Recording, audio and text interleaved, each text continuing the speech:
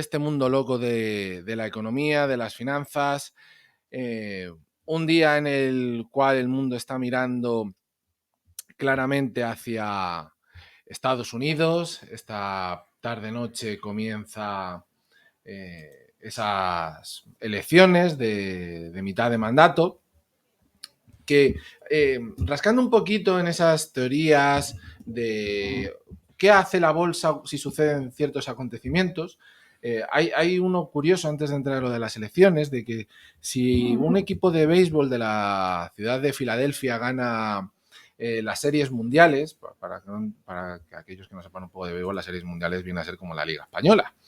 Bueno, pues en este caso, si ganan los equipos de Filadelfia, se ha demostrado en el tiempo que ya desde el año 1910, cada vez que ha ganado un equipo de estos, ha venido una crisis. Hay algunas que coinciden con el crash del 29, otras que coinciden con la Primera Guerra Mundial. Bueno, cuestiones de estas que siempre son un poco anecdóticas, pero que se repiten, que es lo que dirían muchos.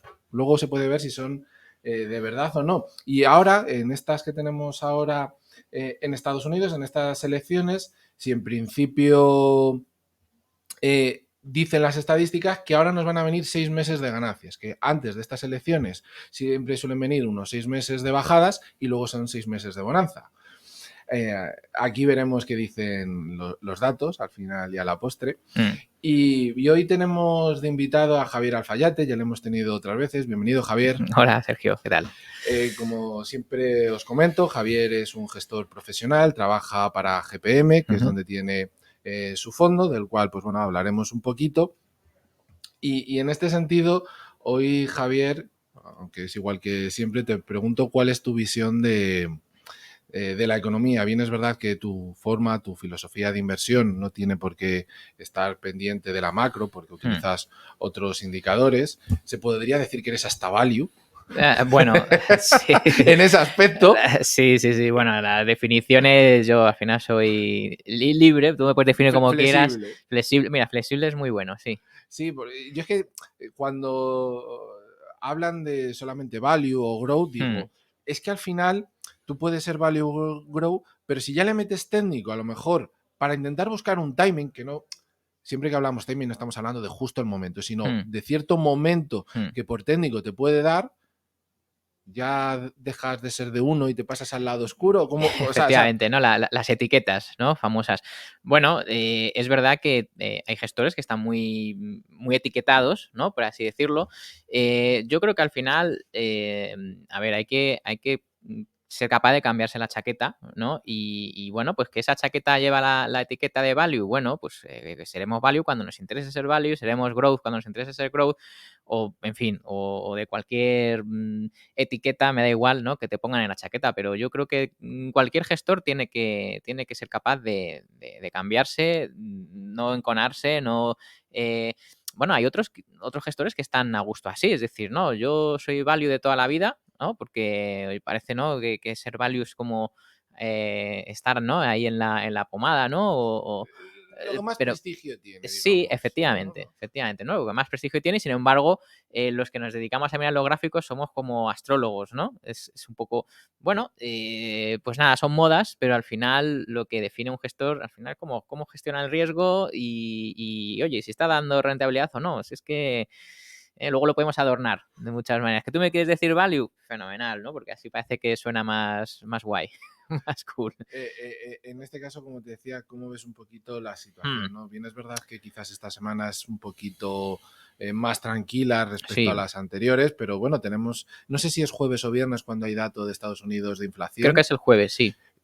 Yo creo que lo han cambiado algo, porque yo juraría que lo había visto para el viernes, pero lo han debido adelantar. Bueno, no sé. Quizás sea el discurso, es que está el dato y luego la interpretación que hace cualquiera de esas figuras, ¿no? que sale por ahí. Sí. Pero bueno, es cierto, en estas semanas hemos tenido, bueno, grandes movimientos, gran volatilidad, para luego acabar en el mismo sitio o incluso más arriba, ¿no? Entonces, bueno, hay que intentar alejarse de ese ruido, pero es verdad que afecta mucho, el mercado está muy pendiente de la inflación, normal, porque ahí, claro, ahí depende mucho de si vamos a seguir con esa política de apretar las tuercas, ¿no? Bueno, pues al que está endeudado. Yo creo que sí, es decir, vemos el precio del petróleo, por ejemplo, sigue estando alto, cada vez se va acercando a esos $100.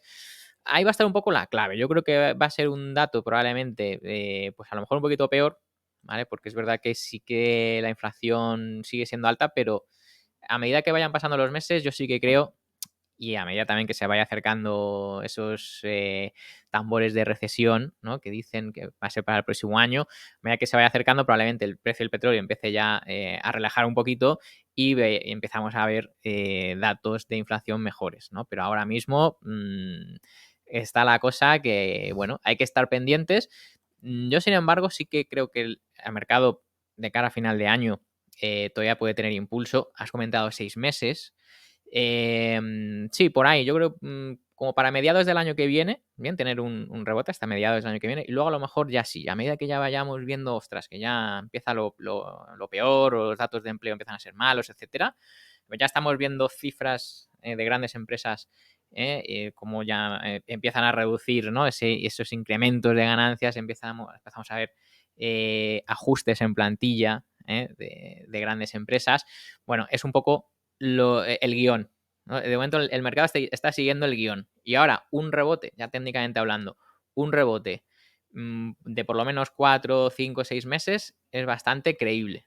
Pero cuidado, luego lo que viene después a lo mejor es continuar cayendo. O sea que bueno, el mercado está complicado, está complejo, pero está bonito porque sí que es verdad que el guión más o menos, ¿no? Lo está siguiendo, no voy a decir a la perfección, pero más o menos es un poco pues lo que toca, ¿no? Venimos de años de barra libre de liquidez, pues ahora que toca, pues ir restando esa liquidez, ¿no? Ese sobrante. Veremos si la FED se pasa de frenada, pues ahí es donde va a estar un poco la lectura que tenemos que hacer. Pero bueno, que no vienen tiempos fáciles, pues evidentemente.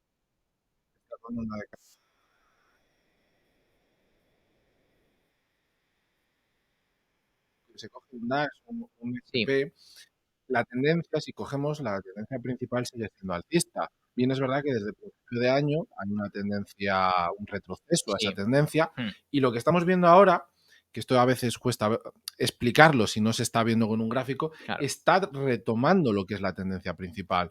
Y ahora es donde todas esas medias de 200 periodos es la que está poniendo a prueba. En caso de que haya ruptura, lo que vamos a ver es no un nuevo impulso alcista, sino que está volviendo al primero de todos. A donde empezó. Correcto. Eso es. Por eso digo, ¿no? Lo del rebote. Porque yo creo que los máximos, quizás, ¿no? Del año pasado, ese sería un buen punto de objetivo.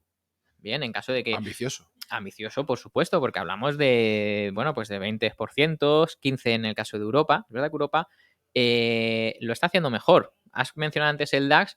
Cuidado, el DAX va mejor que el SP. Ahora el SP parece que le está costando. ¿Vale? Entonces va un poco por barrios.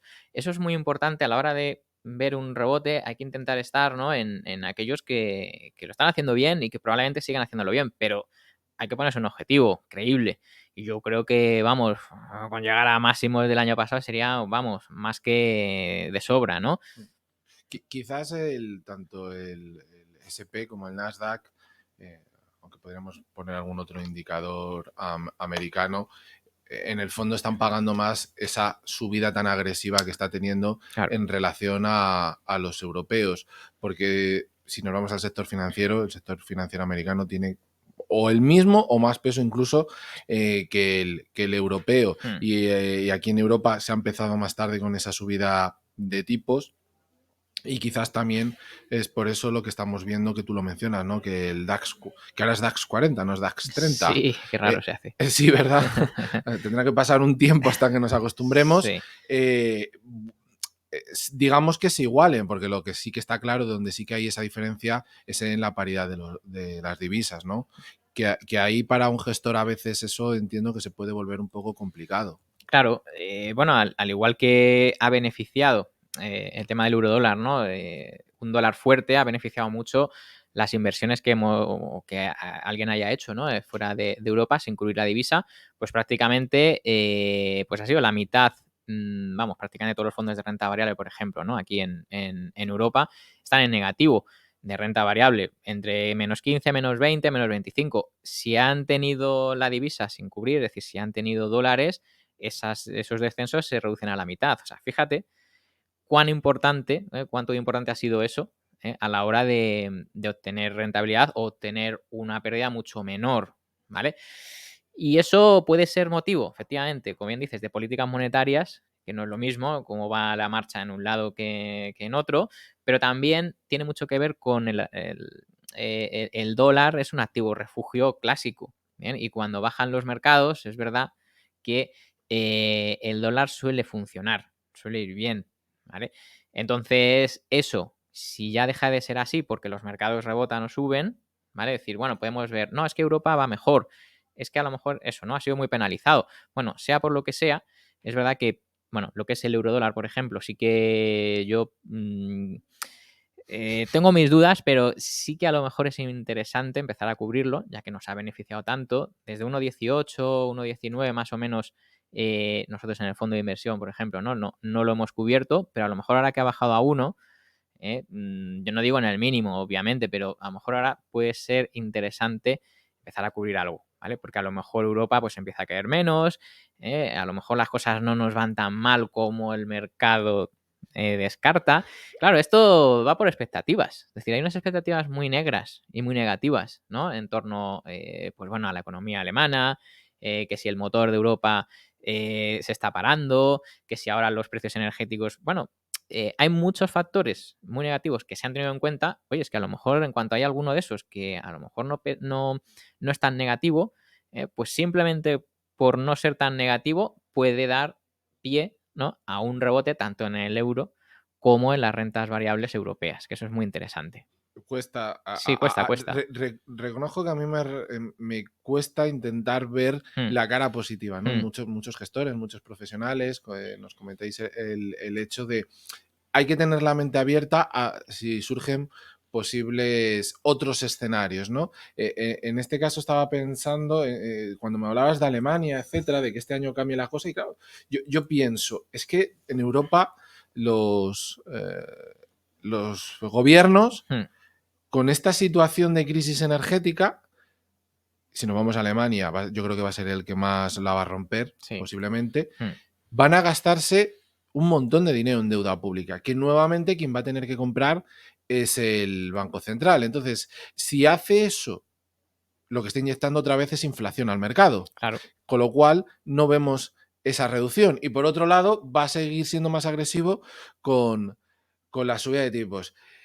Vamos a tener ahí una mezcla complicada, porque bueno, entiendo que sabes que dentro de todas estas teorías que hay con el tema del gas, del crudo, de que nos han hecho inversiones en los últimos años, etcétera, el problema lo íbamos a haber tenido igual, solo que menos Claro, acrecentado por sí. la guerra, Mm, pero eso se va a dar. Bien, es verdad que un acontecimiento con el que no se esperaba es que a fecha de hoy, vamos a decir que las temperaturas fueran todavía más o menos suaves, ujú, que no haya esas calefacciones, etcétera. Pero claro, ya el invierno ahí ya va a ser complicado. Luego está el tema de que hay muchos países, por ejemplo España, yo creo que es de los pocos países que sí que tiene una gran capacidad para almacenar, pero sí. hay otros que no, Mm, porque directamente les venía el gas por el tubito, y ya está. gastaban, pero no Y a almacenaban. quemarlo. Sí. Entonces, la otra hipótesis que yo hablaba estos días es, estos países de repente van a crear almacenes de la noche a la mañana, van a hacer nuevos cendales como, como Ayuso. Hombre, pues es complicado que en menos de 6 meses te hagas un almacén Sí. para estas materias primas. Entonces, esa situación, yo, es decir, empiezas a encadenar uno tras otro Mm, y dices, mm. es que no veo que se arregle. Claro, bueno, es que incluso dicen que este invierno no, el siguiente. Es el Incluso problema. que el siguiente va a ser peor. Bueno, esto, claro, lo que pasa es que si en el siguiente ya el conflicto de esa escala, pues cambia el panorama, ¿no? De la Exacto. noche a la mañana. Entonces, esto es muy complicado, son imponderables. A ver, evidentemente que hay países que, bueno, por lo que sea, no se van a ver tan afectados como es nuestro caso. Bueno, Por una vez. por una vez, ¿no? Bueno, no lo Eh, digas muy alto. No lo digas muy alto. Efectivamente, ¿no? Por una vez no, pero a ver, evidentemente la capacidad, ¿no? Ahora que está de moda, ¿no? Regasificar, ¿no? Que nos viene el gas de los barcos, ¿no? Está licuado. Entonces luego hay que transformarlo de líquido a gas, ¿no? Y luego mandarlo fuera. Bueno, afortunadamente, pues nosotros prácticamente cubrimos, ¿no?, gran parte de esa demanda, ¿no?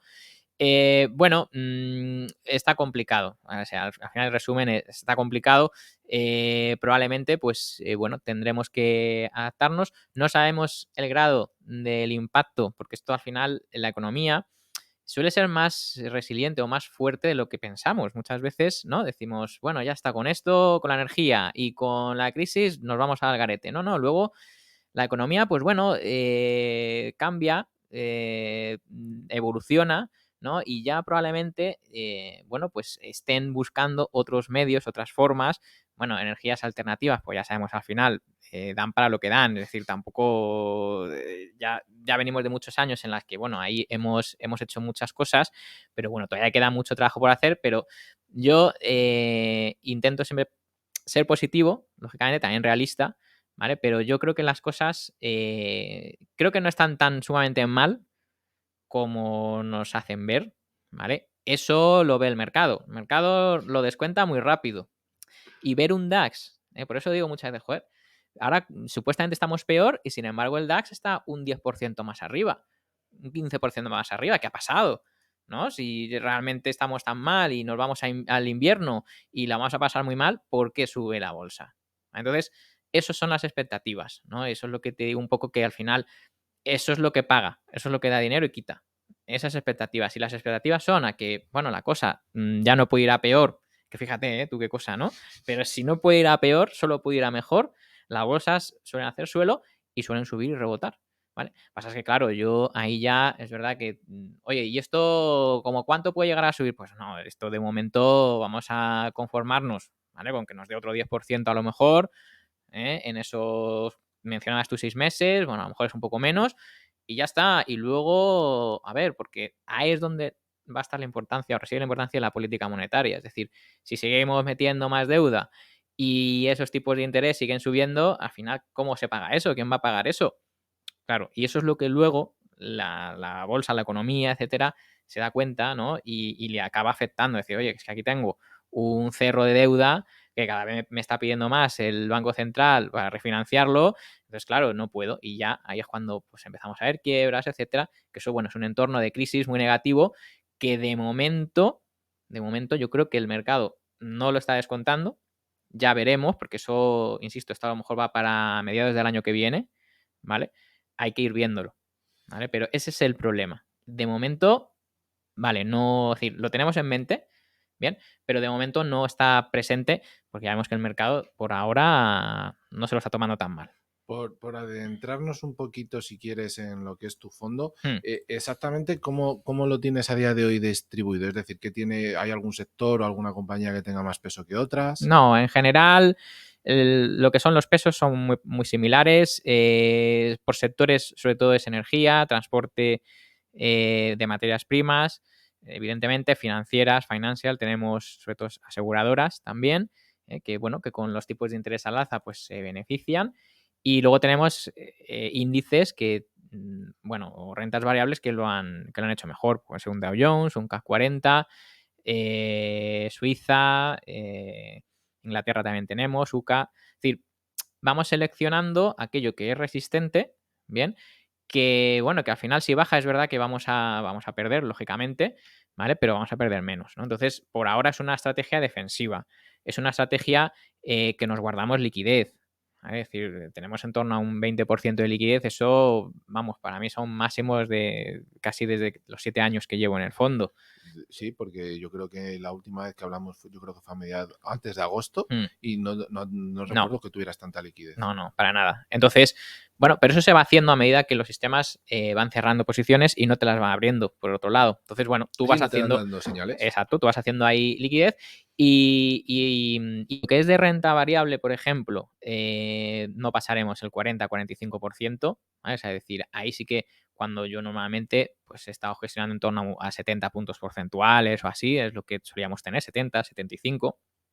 Con lo cual, bueno, para que te hagas una idea un poquito del grado de, digamos, de exposición que tenemos, que es limitado, y además siempre en activos que, bueno, que son un poquito más fuertes. En cuanto a renta fija, también me lo suelen preguntar mucho, lo poquito que tenemos, que es en torno a 20 puntos porcentuales, lo tenemos cubierto. 15-20 puntos porcentuales lo tenemos cubierto con, bueno, cubiertos por inflación, que son, bueno, son bonos por ahí que hay disponibles, cubiertos por inflación y también cubiertos con cortos o largos en cuanto a rentabilidad, ¿vale? Bueno, pues de renta fija, sobre todo estadounidense, que es lo que por ahora parece, bueno, no solo la estadounidense, también aquí en Europa, pero allí sí que parece que suben más rápido las rentabilidades, con lo cual es más interesante cubrir por ahí. O sea que, bueno, fíjate, al final la exposición total, por así decirlo, del montante que tenemos, pues entre un tercio, es decir, entre un 33 y un 40%, como mucho. Y eso, ya te digo, son niveles para mí, vamos, históricamente bajos, pero porque el entorno, aunque veo un rebote, ¿vale? Pero todavía no me invita a comprar y ser optimista, vaya. Sí, entiendo que esta última reflexión es basado en tu metodología, Claro, que es la claro. que no te permite poder entrar. Exacto. De todas formas, dentro de lo que cabe, no es muy normal que los fondos, ya también por legislación, tengan casi un 20%, ¿no? Entiendo que el tuyo te permite... Claro, depende del fondo, es decir, cuando son globales mixtos no tienes limitaciones, tienes el 100% del capital, pero tú lo puedes distribuir como quieras. Sin embargo, hay fondos de renta variable que tienen que tener un 70% de renta variable, hay otros que son mixtos que tienen que tener al menos un 30%, si no recuerdo mal, y otros 70% distribuido entre liquidez y renta fija, o sea que bueno... eso va también mucho por barrios, es decir, yo cuando hablo de mi fondo, claro, es un mixto global, es decir, yo no tengo limitaciones, salvo el 100%, nunca puedo invertir más de la capacidad de, digamos, o del disponible, ¿vale? Pero aquí sí que ya depende. Y como a mí me permite hacer eso, pues también es una medida un poco del grado de riesgo o que yo veo, ¿no? El grado de confianza que yo tengo con respecto a los mercados. O sea que... Y dentro de renta fija, lo que sí que se está hablando desde distintos compañeros, etcétera, mucho es coger la renta fija a corto, ¿no? Que ya está pagando casi Sí, un 2, un 3, y más y más. más. Sí, sí, a 2 años, por ejemplo, el americano está en el 4,5. A 2 años, fíjate. Interesante. Sí, sí, muy interesante. Sí, sí, hombre, que a 2 años te devuelva, pues eso, casi casi un 5% y tiene pinta de que va a seguir Subiendo. subiendo. Por lo menos 5, 5,5, casi seguro. Y de hecho, las hipotecarias a 30 años en Estados Unidos están por el 7%. Fíjate, si pasara aquí eso, pagar un 7%, tú imagínate, Sergio. No, no, no, Pues no llegamos. ya se habla que con lo que hay ahora, todos los que vayan a tener hipotecas ahora, más o menos hacen siempre las típicas estadísticas. Sí, Yo leía esta mañana 150.000 euros de hipoteca, creo que a 25 años, le subía a un tipo de interés, no me acuerdo cuánto, 200 euros. O sea, 200 euros, sí. pasaba de los 400 y algo a los 600. Claro. Que eso, para cualquier familia, es un palo. Es una barbaridad. Claro, es pasar del 0,50 que se está pagando ahora a un 3%. Sí, sí, O sí, sí. 3,5. Es hundir a muchas familias porque es que, primero, aquí ya entraríamos en otro debate que sería la falta de educación financiera, ¿no? Porque yo el otro día estaba viendo un programa y decías, es que yo esto, le decía, había un experto y estaba ahí y decía, no, es que yo esto no, tal, bueno, y dices... ¿Y qué hacemos ahora? O sea, ¿te regalamos la hipoteca? Claro. ¿Tiene que salir perjudicado el banco porque tú no sabes estas cuestiones? Pero bueno, no se trata de poner unos a otros, sino entender que en Estados Unidos, y ahí por eso yo digo que lo veo negro, Powell ha dicho que posiblemente bajarán el ritmo de subida, pero lo que no hablan es que en la anterior reunión, cuando sale la línea esta de puntitos, donde las expectativas, estaba la máxima, que creo que solo había uno, en el 5,5%. Él ya estaba hablando de que iban a superar eso que ellos tenían pensado, que a lo mejor no era el 5, era el 5. Claro. O sea, que se te puede ir al 5,5 o al 6, sí. como tú has dicho, a lo mejor para abril, mayo del año que viene. Sí, correcto. Ahí se espera el pico. Sí. Exacto. Sí. En el 5, en el 6. 5,5 es lo que yo creo a 10 años. Luego ya depende del plazo, pero sí, sí, sí, sí. Vete ahora aquí en Europa a ver. No, hombre. A ver, no vamos a llegar ahí, no. pero va a seguir subiendo, sí. aunque sea 0,25, 0,50, etcétera. Yo es que aquí lo que pienso, para intentar ser breve, porque nos queda nada, apenas 3 minutos, es que no hemos visto todavía lo que ha supuesto cerrar el mundo durante 2-3 meses. O sea, pero no por el cierre, sino por toda la ingente cantidad de dinero, que se Sí, metió ahí. sí, sí, sí. Es decir, por eso el pico de inflación no sabemos dónde va a estar, porque no hemos visto ese proceso Mm. y todavía no hemos visto todas esas subidas que hayan frenado lo otro, es decir, ese segundo parche, por decirlo alguno, para solucionarlos. Entonces, ahí hay un batiburrillo entre una cosa y otra, y que los bancos centrales siguen comprando deuda. Claro, no nos queda otra. Entonces, y que no bajan tampoco sus balances. Ujú, correcto. Ahí eso es lo que, bueno, es el imponderable. No sabemos a qué grado, a qué ritmo. Hombre, lo ideal es que fuera a un ritmo sostenido y poco a poco, porque si el ajuste es rápido, vamos a ver que las cosas se van a poner mucho peores. Pues ha sido un placer, Javier. Igualmente, Sergio. Sabes que esta es tu casa, te esperamos en breve. Muy bien. Ahora vamos a hacer un descanso y ahora volvemos.